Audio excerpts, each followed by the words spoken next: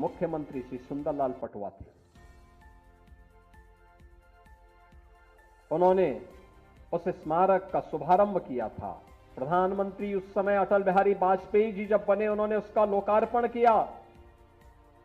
मोदी जी उस कार्यक्रम में वहां गए।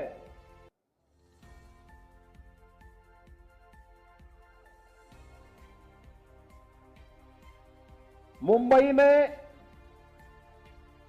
इंग्लैंड में, जहां पर उच्च शिक्षा बाबा साहब ने अर्जित की थी, उस भवन को ब्रिटिश सरकार बेच रही थी। प्रधानमंत्री मोदी जी की प्रेरणा से महाराष्ट्र की भारतीय जनता पार्टी की सरकार ने उस भवन को खरीदा।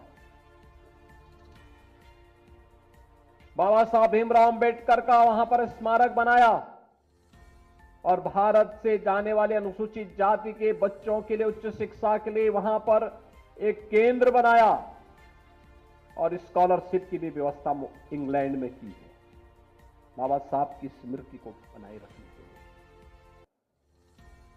दिल्ली के अलीपुर मार्ग के उस भवन को खरीदकर उस भवन में बाबा साहब भीमराव अंबेडकर का स्मारक बनाने का काम, उसको स्वीकृति दी थी पूर्व प्रधानमंत्री चंद्रशेखर जी ने। और उस कार्य को क्या भारतीय जनता पार्टी ने, आप इंटरनेशनल सेंटर दिल्ली का आप देखेंगे, बाबा साहब भीमराव अंबेडकर का दिल्ली में बना है। मुंबई का, नागपुर का दीक्षा भूमि, बाबा साहब भीमराव अंबेडकर का भव्य स्मारक, और मुंबई का चैत्य भूमि, ये बाबा साहब का भव्य भूमि। यह भी पंचतीर्थ जो ये बने हैं, ये प्रधानमंत्री मोदी जी की प्रेरणा से बने। कांग्रेस ने तो बाबा साहब को षड्यंत्र से चुनाव हराने वाले व्यक्ति को 1970 में पद्म पुरस्कार से सम्मानित किया था कांग्रेस ने। ये राहुल गांधी किस मुंह से संविधान लेकर के घूम करके जनता को बेवकूफ बनाने का काम कर रहे हैं। किसी भी संविधान की आत्मा उसका प्रियम्बल होता है, प्रस्तावना होती है।